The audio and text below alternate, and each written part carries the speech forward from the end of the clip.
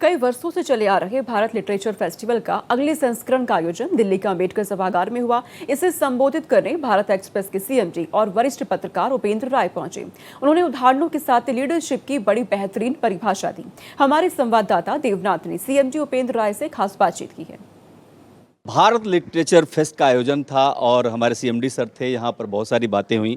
साहित्य का आयोजन है और भारत एक्सप्रेस हमेशा इस तरीके के आयोजनों में शरीक होता रहा। सर, आप इस तरीके का आयोजन जब होता है, साहित्य की बात होती है, इस दौर में जब इस एकदम पर्दे के पीछे है, जब इस तरीके के आयोजन में आप शरीक होते हैं तो लगता है कुछ उम्मीद है? नहीं, उम्मीद तो लोगों से ही है और लोगों ने ही दुनिया को यहाँ तक बनाया है, तो नाउम्मीद होने का तो कोई सवाल ही नहीं है। लेकिन यह है कि आज भारत लिटरेचर फेस्टिवल ने लीडरशिप समिट की है, तो बात ये हो रही है कि दुनिया को कैसे और बेहतर बनाया जाए और कैसे जो दुनिया यहाँ तक पहुँची है वहाँ तक पहुँचाने में नेतृत्वकर्ताओं का ही योगदान है, लीडर्स का ही योगदान है।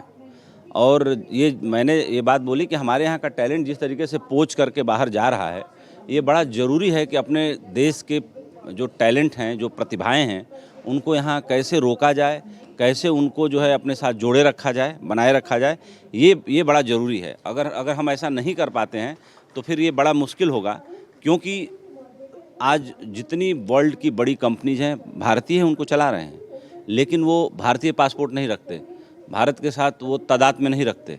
ज़रा सी बात आई टैरिफ पे या ज़रा सी बात आई हमारी इंडियन जो ड्रग्स हैं उन पे या H1 वीज़ा पे, अमेरिका में, ख़ास तौर से अमेरिका की बात कर रहा हूँ जहाँ इंडियन डायस्पोरा बहुत बड़ा है, इंडियन डायस्पोरा से एक आवाज़ नहीं आई।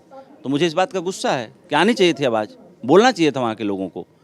आखिर में यहीं से पढ़ के गए हैं, यहीं के IIT ने उनको ज्ञान दिया है, यहीं के IIM बेंगलोर और IIM कलकत्ता और IIM लखनऊ और IIM धनबाद ने उनको जो है चीज़ें बताई हैं, सिखाई हैं। तो अपने ज्ञान और अपने गुरु के प्रति हमेशा आदमी को कृतज्ञ रहना चाहिए और देश के प्रति तो उससे ऊपर भी कृतज्ञ रहना चाहिए। एक सवाल बनता है कि हमारी लीडरशिप कह रही है, हमारे लोग कह रहे हैं कि भारत दुनिया की सबसे बड़ी उभरती हुई महाशक्ति है, लेकिन जिस तरीके से आप बात कर रहे हैं कि मेधा का जो है प्रतिभा पलायन जो हो रहा है वो एक बहुत बड़ा चैलेंज है और हमने कुछ नया नहीं इनोवेट किया, ये एक बड़ी समस्या है। बिल्कुल, बहुत बड़ी समस्या है। नया इनोवेट करने के लिए इनोवेट करने वाला यहाँ रुकना तो चाहिए, वो भाग जाता है। अभी जर्मनी के एम्बेसडर ने अपना वीडियो डाल दिया कि आओ जी, अमेरिका दरवाजे बंद कर रहे हैं, हम दरवाजे खोल रहे हैं, आओ जितने भाव में आना, जितने संख्या में आना चाहते हो आओ। क्योंकि सबको भारत की मेधा के बारे में पता है, लेकिन भारत अपनी शक्ति नहीं पहचानेगा और दूसरी शक्ति, यही तो भारत गुलाम क्यों हुआ? यही तो बात थी कि लोग अपने अस्तित्व को पहचानने के बजाय एज अ राष्ट्र अपने छोटे छोटे सूबेदारी को पहचानते रहे। उसको बचाने के चक्कर में लोगों ने संधियाँ की और कुल मिला के अंग्रेज पूरे देश को गुलाम बना गए, कुल मिला के मुगल पूरे देश को गुलाम बना गए। ठीक है, मुगलों में एक दो लोग थोड़ा मानवीय हुए जिनकी चर्चा हम करते हैं, लेकिन कोई बात नहीं, देश तो हमारा था ना, वो आक्रांता थे, वो आए थे बाहर से। अभी कहाँ चूक हो रही है सर लीडरशिप में? देखिए, देश की आबादी इतनी ज़्यादा हो गई है, लेकिन लीडरशिप की भी चूक है, बिल्कुल चूक है। और लीडरशिप के साथ साथ जो बाकी लीडर्स हैं उनकी भी कमी है। सबको मिल के सोचना होगा। हम ये सोचें कि कोई एक ही आदमी सारी बात सोच दे और प्रधानमंत्री जी के पास पूरे दुनिया का दिमाग है, तो ये संभव नहीं है। वो भी नहीं मानेंगे कि पूरी दुनिया के बराबर दिमाग रखते हैं। उनको भी सहयोग करने की ज़रूरत है, उनके साथियों को, लोगों को और पार्टी को, देश के प्रबुद्ध लोगों को, सिविल सोसाइटी को, प्रोफेसर्स को, सारे लोगों को, ताकि इसके बारे में एक ठोस पॉलिसी बन सके। इस सब आखिरी सवाल, मेरी भी जिम्मेदारी है, मेरी जिम्मेदारी, मैंने मंच पे बोलने का मौका मिला तो मैंने बोला कि सबसे बड़ा खतरा इसी बात का है कि हम अपनी प्रतिभा को नहीं रोक पा रहे हैं। यही असली पूंजी है। पैसा तो बाई प्रोडक्ट है, आदमी से पैसा है ना। अगर आदमी नहीं रहेगा तो पैसा कहाँ से आएगा? तो इसलिए ज़रूरी है कि आदमी पहले रुके। बाई प्रोडक्ट तो आ ही जाएगा, साथ साथ आदमी से जुड़ी जो चीज़ें हैं, आदमी जो बना सकता है, जो क्रिएट कर सकता है, जो दौड़ा सकता है, जो चला सकता है, वो सब पैदा कर देगा। लेकिन उसके लिए वो हाथ के हुनर वाला आदमी रुके तो यहाँ पे।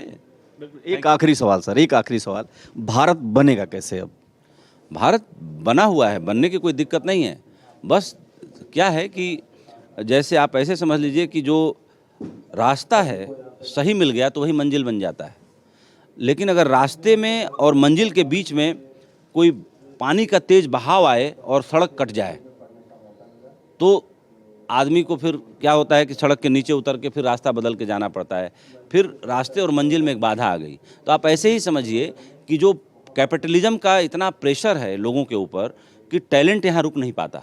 टैलेंट नहीं रुक पाता। वैसे ही जैसे पानी का बहाव आता है, सामने मंजिल दिख रही है और सड़क काट गया, ब्रिज तोड़ गया, तो वही उतने गैप को भरने की ज़रूरत है। बाकी सब कुछ है यहाँ पे और कुछ ज़्यादा दिक्कत नहीं है, बस मेधा है और हमेशा से रहेगी। बस उतना गैप भरने की ज़रूरत है और उतना गैप हमारा नेतृत्व भर देगा। शुक्रिया सर। तो मेधा को यहाँ पर संजोने की ज़रूरत है, भारत में रोकने की ज़रूरत है और भारत निश्चित तौर पर बनेगा।